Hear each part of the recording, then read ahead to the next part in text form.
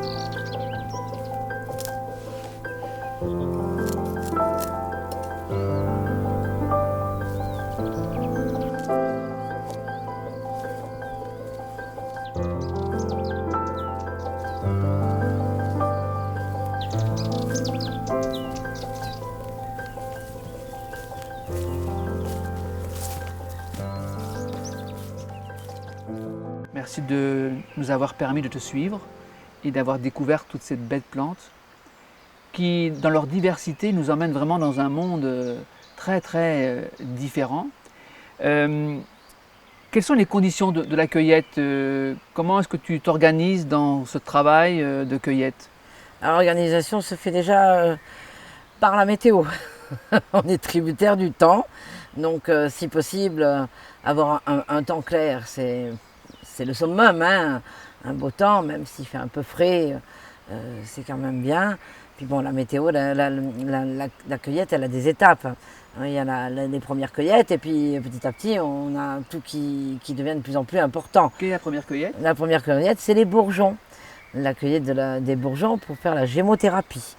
Comme on est au printemps, on est donc dans une énergie montante, c'est ça? Oui. On est au tout début? On est au tout début, c'est une énergie qui monte. Je veux dire que presque, on va dire que depuis le solstice d'hiver, si on revient à des traditions plus ancestrales, la lumière du jour croît, le soleil remonte à l'horizon. Évidemment, les plantes sont attirées par la lumière, donc tout vient.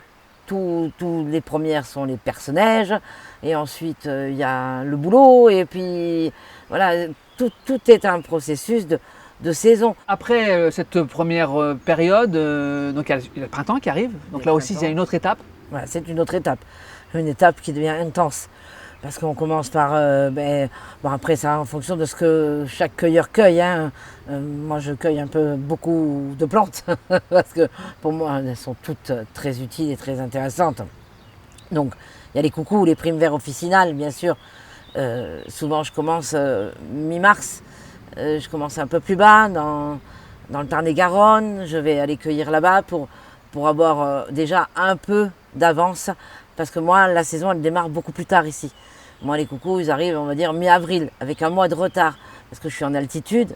On a un climat on est un mélange entre le climat océanique et le climat méditerranéen, parce qu'on est dans un couloir où tout le monde s'affronte, c'est un peu continental, et du coup il y a des périodes où même au mois de mars on peut avoir de la neige, du froid, et ça retarde tout. Mais une fois que ça a démarré, une fois que vraiment tout démarre, alors là, je me retrouve avec les primes verts, avec la spirulodendron dans les bois de hêtre, parce qu'ils se commencent à feuiller. Puis je me retrouve avec la marguerite qui arrive, le thym. C'est la course, on va dire. Mon terme à moi, je suis cueilleuse, oui, mais moi, je suis une coureuse des bois. Voilà, c'est un terme québécois. Le coureur des bois, c'est celui qui était dans la forêt et qui...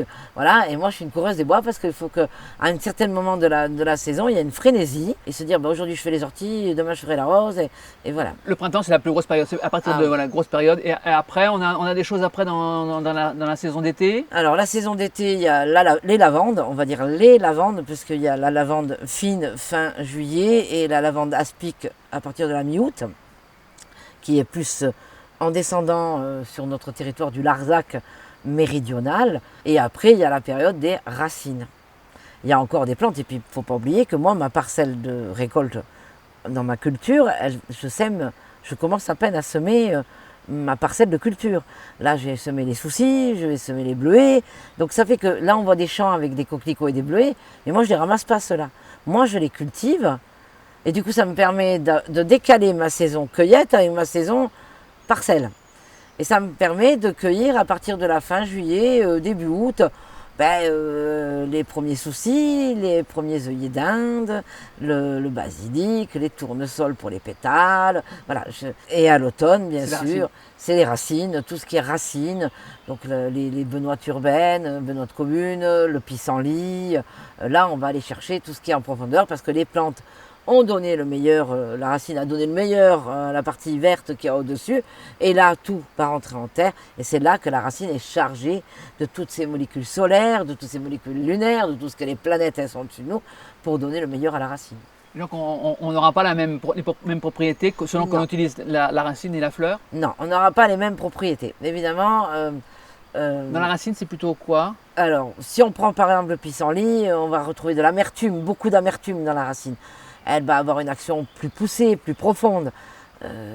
Une teinture mère ou une alcoolature de racines de pissenlit sera beaucoup plus importante que les feuilles. Les feuilles, il y aura plus de douceur, il y aura de la propriété, mais en moindre. Voilà, ça ne sera pas pareil. Alors on va prendre pas les mêmes alcools. Hein. Pour des feuilles, on va prendre un alcool à 45, 40, parce que c'est plus doux. Pour la racine, on va y aller à 60, 60 degrés ou même voire 90 degrés. Quand tu cueilles, quand tu entres dans une parcelle, est-ce que tu demandes une autorisation? Enfin, on n'entre pas comme dans un moulin, comme on dit. J'ai des parcelles, évidemment, je suis d'une exploitation agricole, donc automatiquement j'ai des parcelles, je cueille sur mes parcelles familiales, là je rentre sur ma parcelle, je parle à mes aubépines, voilà, là, ok. Mais quand je vais ramasser par exemple une marguerite ou que je vais ramasser les coucous, là je vais voir les propriétaires et je demande d'autorisation aux propriétaires. Souvent je leur offre des tisanes, un hydrolat, voilà, je fais un échange. Souvent je regarde qu'il n'y ait pas d'intrants chimiques, qu'il n'y ait pas... Je fais attention. Voilà, je suis quelqu'un de très... que le terrain soit pur, propre, qu'il n'y ait pas de, voilà, de produits... Ça, c'est l'observation, c'est savoir ce qui a été fait. On est sur un territoire que tout le monde se connaît, donc je connais les gens, je sais ce qu'ils font, et voilà, d'ailleurs s'il y avait eu un problème, ils me l'auraient dit, et il n'y a pas de raison. Voilà. Et donc, par rapport au monde végétal, il y a une autorisation? Là aussi, c'est pareil. Quand je rentre dans une parcelle ou dans une forêt ou que je vais chercher quelque part dans un lieu, où que ça soit, hein, je demande toujours l'autorisation. Même je parle aux fleurs, je parle aux insectes. Lorsqu'on t'a suivi dans ta cueillette, aussi un remerciement, bien sûr, il y a une gratitude par rapport à cette abondance de la nature. Ah, il y a un énorme remerciement.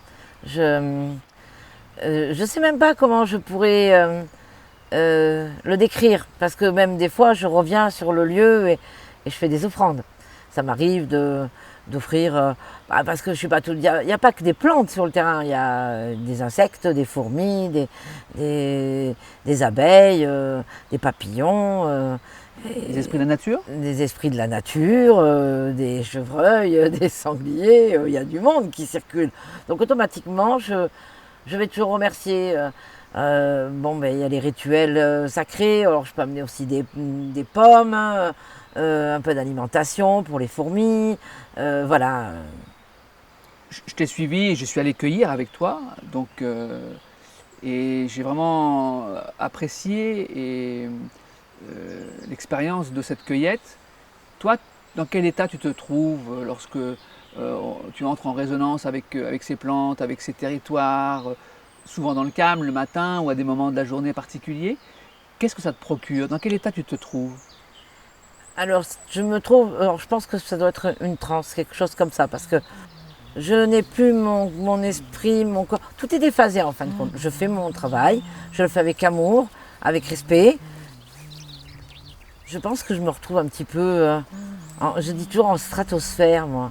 Il y a des fois même, je me demande si je touche le sol. J'ai l'impression que mes bottes, elles volent.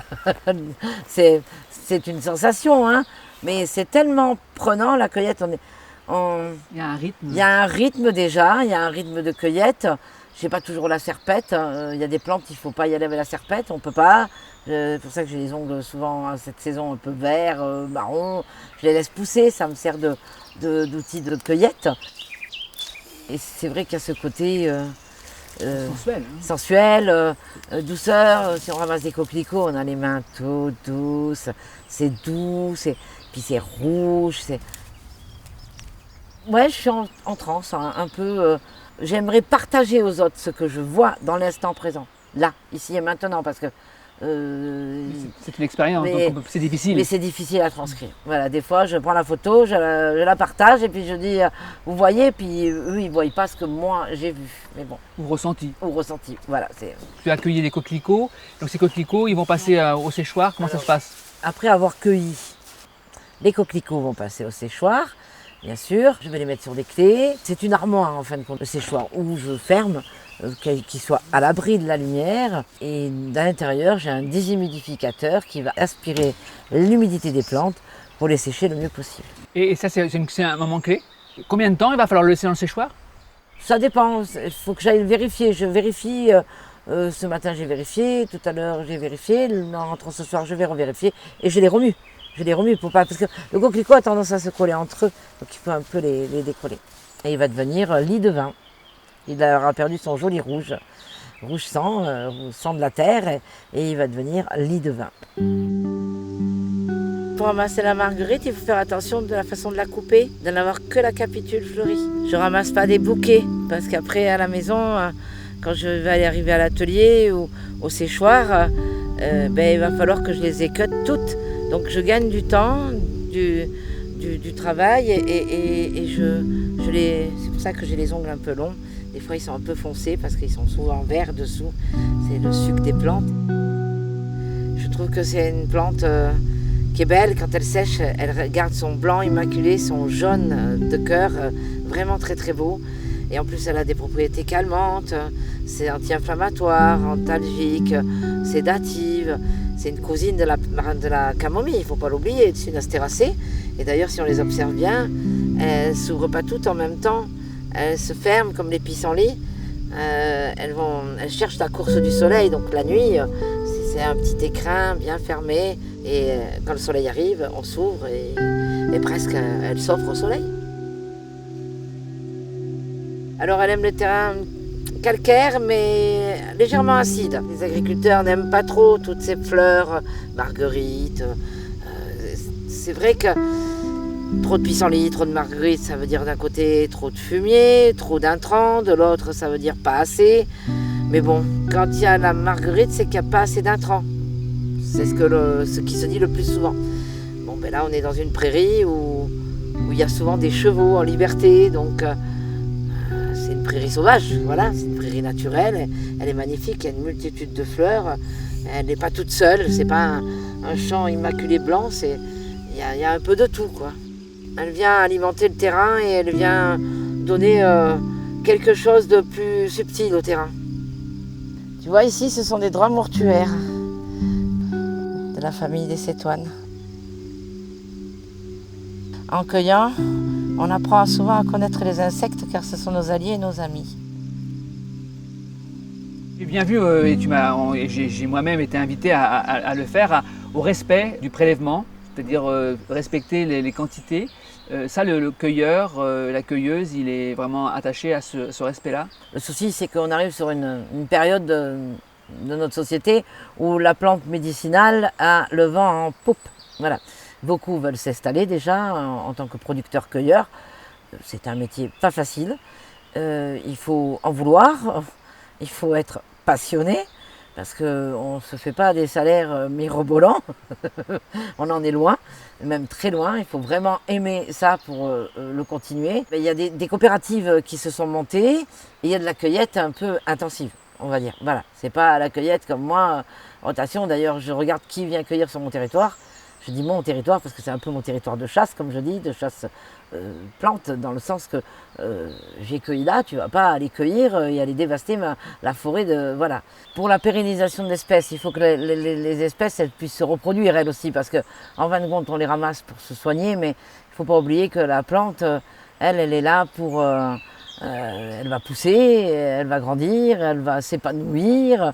Il y a du monde qui va venir la visiter, hein, les insectes. Hein, et puis la graine va arriver et elle va se dissémer et elle sera contente et elle ne pourra pas mourir, rentrer en terre et partir en dormance. Les marguerites, ça dure un temps, 15 jours, 3 semaines. Et au bout de 15 jours, 3 semaines, le paysage a déjà changé. Tout a déjà changé. Oui, en fait, le coquelicot, par exemple, c'est quelques jours. C'est une journée presque, je vais dire. Le coquelicot, ce matin, il s'ouvre. On le voit toujours le champ rouge, mais en fin de compte, ça va durer quoi? Peu de temps. Il y a plusieurs coquelicots, ils ne fleurissent pas tous en même temps. Tous les jours, il y a des pétales qui tombent. Les plantes, elles peuvent être utilisées de différentes manières. Toi, comment est-ce que tu utilises les plantes différemment? Il y a l'infusion, l'hydrolat, bien sûr, les huiles essentielles. Il y a la gémothérapie, les macérats huileux, les alcoolatures. Il y a 2 formes d'alcoolature, la teinture mère et les alcoolatures. Une est faite avec des plantes sèches, c'est la teinture mère, mais on appelle ça la teinture mère officinale. Normalement, il n'y a que la pratique de la pharmacie qui peut le faire. Et après, il y a l'alcoolature où on prend la plante fraîche qu'on met dans l'alcool et qui va donner toutes ses propriétés, les molécules nécessaires à l'alcool pour se soigner. Pour rappeler le principe par rapport aux plantes, le principe c'est d'aller chercher des plantes qui ont des principes actifs, voilà, et de les conserver le plus possible et de les utiliser. Quelle est l'idée? Alors, la méthode ancestrale, c'est la tisane, bien sûr, il ne faut pas oublier. Hein, je pense que depuis la nuit des temps, l'homme les premières tribus ont dû découvrir les plantes et commencer par se faire des tisanes et se soigner grâce aux tisanes. C'est la base de toute plante médicinale. On l'a fait avec respect, je pense qu'il devait y avoir même des rituels et des intentions pour la faire à l'époque. Hein. Puis après, évidemment, on s'est aperçu, au fur et à mesure que l'humanité allait avancer, que l'alcool pouvait extraire, la distillation quand même, c'est extraordinaire. Selon la méthode qu'on va prendre, que ce soit l'infusion ou la distillation, la méthode va nous amener les principes différemment. Ah mais tout à fait, on n'aura pas la... Alors, c'est pas différemment. On va dire que la tisane, c'est plutôt dans le temps. Elle va durer d'ailleurs. Quand on préconise une tisane à quelqu'un, c'est 21 jours. Hein, c'est 21 jours de cure. Donc les gens en boivent pendant 21 jours pour qu'un cycle de sommeil se répare, pour que le foie se nettoie. Voilà, c'est 21 jours. Après, évidemment, c'est la même chose avec les alcoolatures, la Gémeaux. C'est une cure de 21 jours, mais vu qu'on aura extrait des propriétés plus en profondeur de la plante, plus de molécules en profondeur, on va pouvoir, pareil, 21 jours, mais on va pouvoir augmenter les doses. Une tisane, c'est une tisane. Si on vous dit 2 fois ou 3 fois par jour de la tisane, est-ce que quand on vous donne de la Gémeaux, qu'on vous dit 60 gouttes par jour, moi je trouve ça trop, je préfère un peu moins. Mais bon, souvent en alcoolature, on peut préconiser 20-30 gouttes dans la journée à prendre. Et du coup, c'est de l'alcool mélangé. Donc ça va aller plus vite. Ça va aller plus vite dans le sang, ça va aller plus vite dans le corps. Donc automatiquement, on aura les molécules plus rapidement. On utilise beaucoup les huiles essentielles. L'huile essentielle, elle va avoir ce rôle aussi, elle est essentielle. C'est vraiment la partie la plus fine. L'huile essentielle, c'est le totem. On va l'appeler le totem de la plante, c'est l'esprit. C'est l'esprit de la plante. On essaye de capturer, de l'attraper et de le mettre dans un petit flacon. Mais bon, le totem de la plante, pour en avoir beaucoup du totem, il faut beaucoup de plantes. Moi, j'en fais très très peu. Quand j'en ai sur mon thym, ma lavande. Tu fais plutôt l'hydrolat, c'est ça? Moi, je préfère l'hydrolat. Pourquoi? Parce que les huiles essentielles, pour avoir 1 litre d'huile essentielle, parce que quand vous faites 50 ml d'huile essentielle, vous n'allez pas vendre des trucs de 5 ml, non. Ça ne sert à rien. Pour le thym, je pense qu'il faut entre 800 et 1200 kilos pour 1 litre de thym. Donc c'est très... Il n'y a pas très longtemps, nous avons cueilli du thym, une équipe pour quelqu'un qui en voulait, qui crée quelques parfums et on a fait 100 kilos. Je pense qu'il y avait même un chouïa de plus et on n'a eu que 450 ml. Donc mais dans l'hydrolat, on ne perd pas pour autant l'essence? On n'a pas la même action.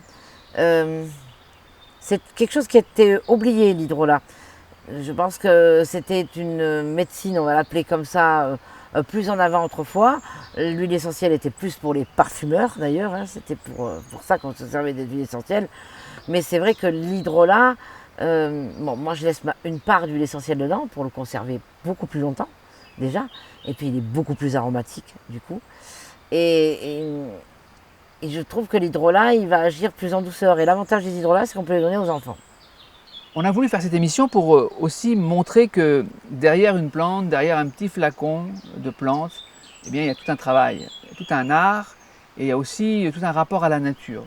Donc c'est aussi reprendre la dimension de cet aspect de consommation de la plante, mais d'où vient-elle déjà et comment est-ce qu'on la travaille, comment est-ce qu'on la traite avec tout le monde dans lequel, tout le monde qu'il faut respecter, ce monde des plantes. Donc différentes utilisations. Toi, tu fais plus de tisane que d'hydrolat ou de... Moi, je suis plutôt une adepte de la tisane. Puis je veux que une tisane, c'est tellement beau. C'est tellement beau déjà rien que dans sa, dans sa casserole. Donc voilà. Et puis les hydrolats, il y a des choix. J'ai tenté des plantes. Je dis celle-là, il faut que je la distille. Mais bon, ça n'a pas rendu ce que je voulais. Et puis les gens ne connaissent pas. J'ai distillé des soucis. L'hydrolat de soucis est très bon pour la femme, il est très bon pour les cycles, il est très bon pour restructurer au niveau de la matrice. Mais bon, pour la peau des bébés, l'hydrolat de soucis, il est bon en lotion. Mais comme personne ne connaît et que personne n'en fait, eh bien ça part pas. Comment est-ce que tu crées une tisane? C'est une inspiration? C'est aussi un mélange de plusieurs plantes? Comment ça se passe? Oui, c'est surtout une inspiration. Puis c'est surtout, je veux offrir aux gens un bien-être. Un bien-être du corps, mais un bien-être de l'esprit. Souvent, le nom, il est Il y a le nom aussi. Il y a le nom qui joue quelque chose. Il y a l'étiquette qui joue quelque chose. Il faut qu'elle soit belle. Le sachet, il faut voir les plantes derrière, il faut qu'elles soient belles. Il y a une symbolique et en même temps une vibration Voilà. de la couleur. Il y a une vibration, une symbolique, une harmonie, une communion, si on peut dire que c'est un tout simplement. C'est une inspiration quand tu crées une tisane? Ah oui, c'est une inspiration. Et il y a des fois, je me retiens, parce que j'en créerai. Oh là là, je m'arrêterai pas. Parce que bon, je fais plusieurs sortes de tisanes. Hein. Il y a les tisanes, bon, les simples, on n'en vend pratiquement plus. Les tisanes composées qu'on appelle jambes légères, féminin. Bon, mais ça, c'est le quotidien, c'est pour le quotidien. Puis après, moi, j'ai créé des tisanes rituelles et sacrées pour que les gens puissent. Elle va leur amener quelque chose de médicinal en eux, tout en travaillant sur leur esprit. Par exemple? En tisane Sacrée. sacrée, ben, féminin sacré, Marie-Madeleine, que j'ai créé à la Sainte-Baume, hein, voilà, en y allant plusieurs fois. Elle m'est apparue et c'est vrai que cette tisane, il y a des plantes qui rentrent dedans pour donner le principe féminin, mais elles vont avoir une action aussi bien sur leur matrice que sur leur esprit. Pour moi, il y a 3 temps, il y a le passé, le présent et le futur. Voilà. Et du coup, j'essaie d'allier des plantes qui vont traiter pourquoi, et puis venir là dans l'instant T, l'instant présent, et dans le futur pour que tout aille mieux. Et combien de plantes à peu près? Alors moi, ça dépend, c'est entre 3 et 7. Donc elles se parlent, elles se répondent comment? Alors, En fonction de leur propriété, en fonction de leur couleur? alors je pense qu'elles se parlent et qu'elles se répondent, oui. Si moi je les choisis, c'est qu'il y a quelque chose qui doit y venir. Il y a une symbolique derrière, telle que Yeshua, la tisane Yeshua, du masculin sacré, du névrier, il y a du. Mais pourquoi? Et puis, en fait, quand on va dans la bois, on s'aperçoit pourquoi. Et qu'est-ce qu'elle vient faire une fois là, une fois là, une fois là, une fois là. Il y a quelque chose qui. Chaque plante, les peurs, les reins, chaque plante va chercher sur un organe quelque chose. Sur notre chaîne, nous parlons beaucoup de la conscience et des plans de conscience. On se rend bien compte ici que effectivement le végétal est lui-même porteur d'un plan de conscience et que tout l'art des personnes comme toi, c'est d'aller recueillir, de connaître déjà ces consciences végétales, de comprendre ses bienfaits, ce qu'elles peuvent nous apporter, et puis de les combiner dans une intelligence et là aussi avec une conscience. Merci beaucoup pour ce travail, c'est vraiment remarquable et ça nous relie aussi de manière consciente justement à cette nature que nous avons devant les yeux tout le temps et parfois on ne se rend pas compte de tout ce qu'il peut y avoir dans un bosquet. Si les gens savaient observer, souvent on me demande de faire des sorties botaniques et on me dit vous voulez pas venir voir le lieu avant? Non, j'en ai pas besoin. Non, mais venez voir. Mais je vous dis que je n'ai pas besoin. Parce que moi, on peut parler de beaucoup de plantes. Même, on ne fait pas beaucoup de kilomètres. On n'est pas obligé de venir en chaussures de marche avec bâton. On peut venir en tongs si on veut. Le principal, c'est d'être là. Et puis, des fois, on passe du temps assis parce qu'on est là et on en a une là et on en a une là et on en a une là. Et presque on rampe par terre pour aller à sa rencontre, quoi. Toutes ces plantes, elles dégagent une information, elles donnent des informations et elles révèlent en nous des informations, c'est ça? Ah oui, les plantes révèlent en nous des informations parce qu'elles vont nous donner des informations. Elles ont un codage génétique, donc elles vont bien jouer sur notre patrimoine à nous, qu'on le veuille ou non. Il y a des gens qui me disent des fois, ah, je me suis fait une cure de thym, mais j'en avais besoin. Cette plante l'appelait, donc inconsciemment, je pense que les plantes nous appellent et nous, on les appelle. Et je pense qu'il y a une rencontre qui se fait entre les deux. Toi, c'est quelque chose que tu vis souvent, ça, l'appel de la plante? Oui, ça m'arrive souvent, oui. C'est surtout pendant la cueillette, parce qu'il y a des plantes que j'ai jamais ramassées, et puis je dis, mais pourquoi pas elle? Elle a peut-être quelque chose à m'apprendre, quelque chose à me donner, quelque chose à m'apporter. Les petites pommes de mélèze, les petits cônes de mélèze, ça a un côté résineux. Je mets ça maintenant dans ma tisane, l'esprit de la forêt, une tisane hivernale. qui est là pour se retrouver au coin d'un feu, enveloppé dans une couverture, avec un bon livre. Il y a quelque chose de cocon dedans, dans cette tisane de l'esprit de la forêt. Une forêt, elle nous protège. Voilà. Est-ce que tu dirais que cette histoire de conscience par rapport aux plantes, est-ce qu'il y a une conscience de la plante, à ton avis, qui est porteuse de cette information en dehors de la conscience humaine? Alors, je pense que la plante a une conscience pour tel organe en dehors de l'être humain. Parce qu'elle ne va pas jouer que sur nous, il n'y a pas que l'homme sur Terre. Il y a aussi des animaux. Et les animaux eux-mêmes, eux, ils n'ont pas fait d'école. Mais eux, ils naissent avec un savoir. Un savoir qu'ils n'ont pas perdu. Nous, on l'avait ce savoir. On l'a toujours. Et ils vont chercher la plante directement? Ils vont savoir ce qu'ils ont besoin. Je pense que la plante les appelle et eux, ils savent qu'est-ce qu'ils ont à faire. Et j'ai un exemple alors extraordinaire sur mon troupeau de brebis. Mon propre troupeau de brebis. Avec mon mari, à l'époque, il me dit, c'est bizarre, toutes les brebis, elles mangent les bouillons blancs. Nous, on appelle ça, vernaculairement, des pétalafes. Et puis je dis, mais c'est bizarre, elles doivent en avoir besoin pour qu'elles les mangent d'elles-mêmes. C'est qu'elles avaient besoin de se nettoyer de quelque chose.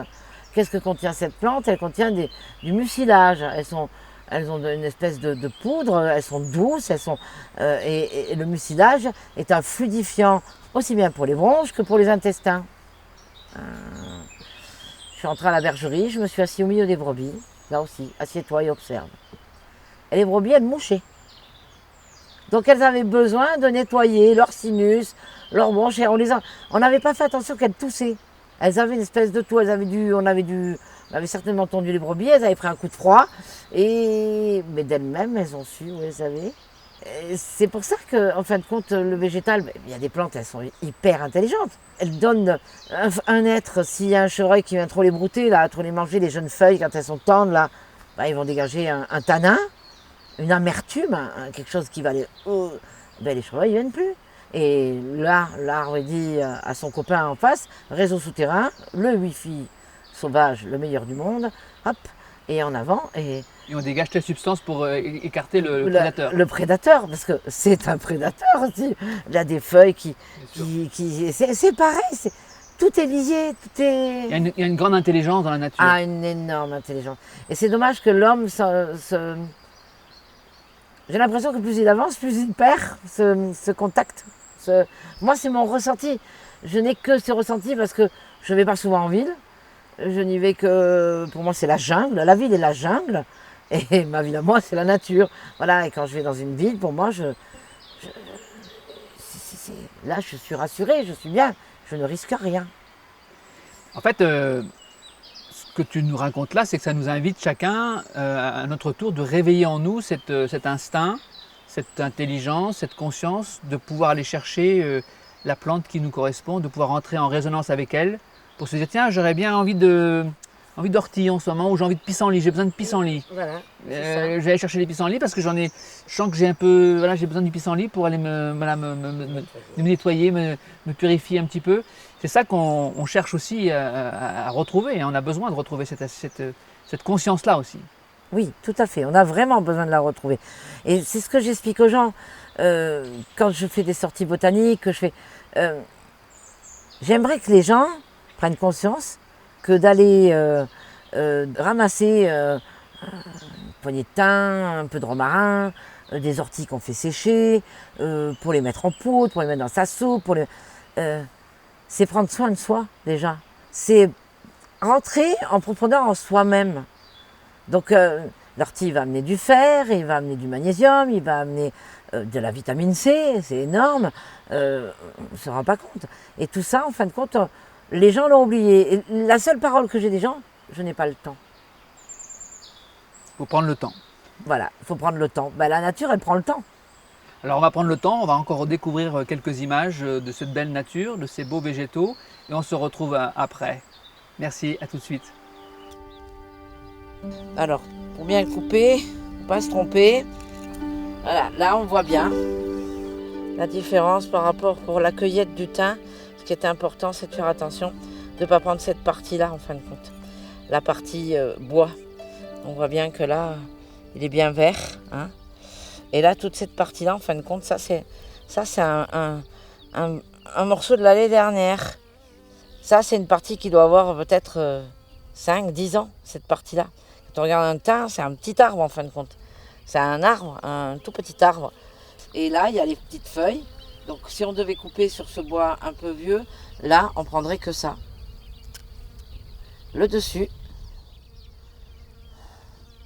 Et là, il y a le dessous qu'il faut laisser normalement sur le thym parce qu'autrement, il va prendre l'humidité et il va périr.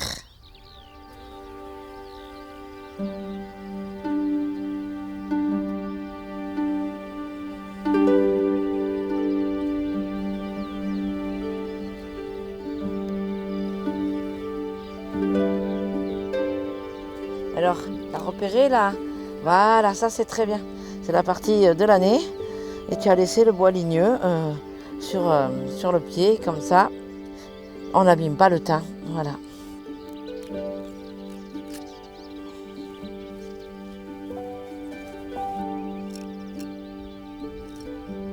Il faut vraiment faire attention au prélèvement. Vraiment, vraiment.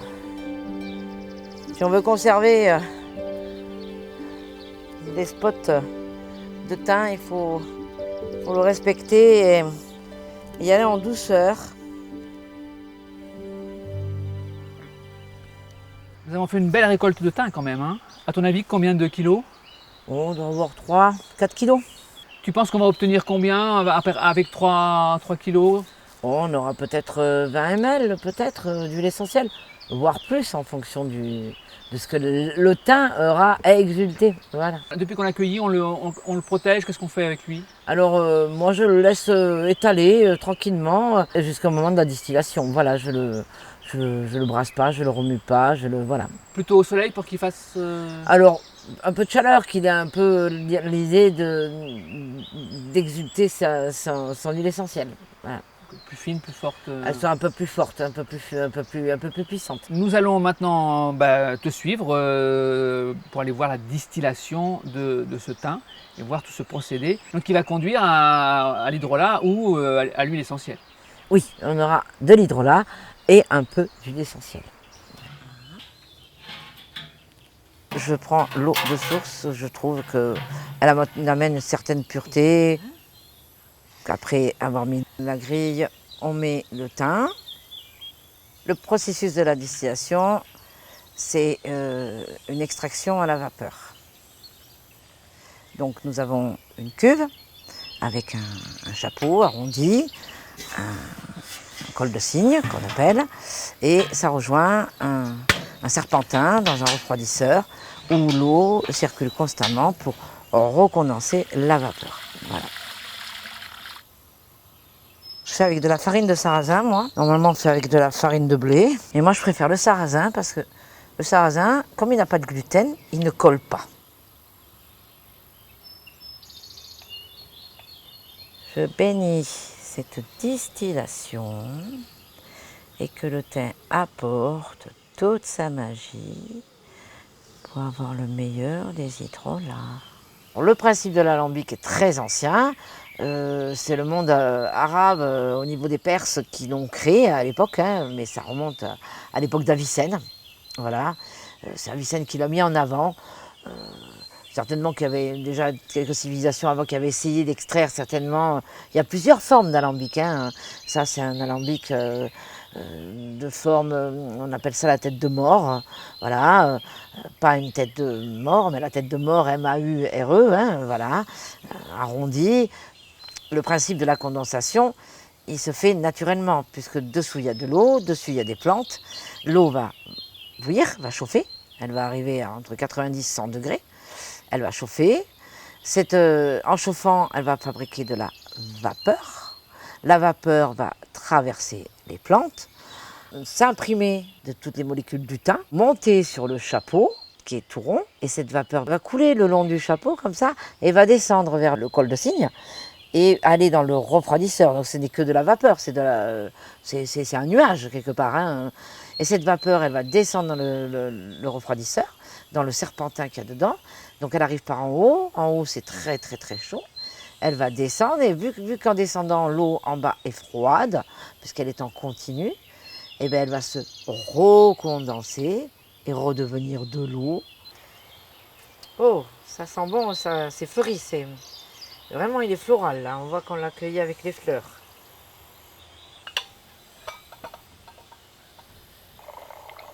Ouh, ça. Et je vais même dire alors en jargon de chez nous, il dépote.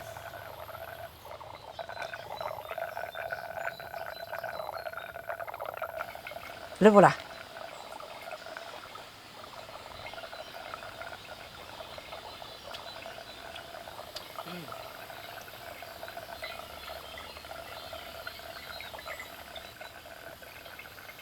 On demande à l'eau de révéler le parfum subtil que nous on sent avec le nez, mais qu'on n'arrive pas à retrouver toujours dans une tisane ou dans une alcoolature. Là, on va vraiment extraire son esprit. Le totem, c'est la quintessence, l'âme, c'est l'âme de la plante. Cette ligne de flottaison là c'est l'hydrolat, et là, un peu plus foncé, c'est l'huile essentielle.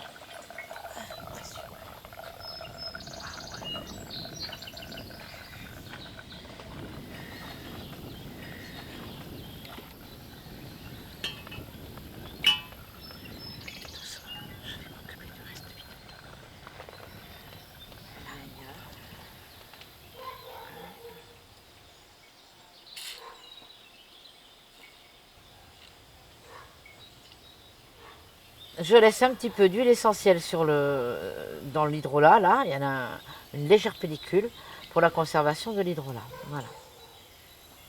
Et là, je la mets dans le flacon transparent pour qu'on voie sa couleur. Normalement, on ne les met pas dans des flacons transparents. Je vais transvaser l'huile essentielle dans un flacon ambré. Les flacons ambrés sont prédisposés pour conserver les huiles essentielles.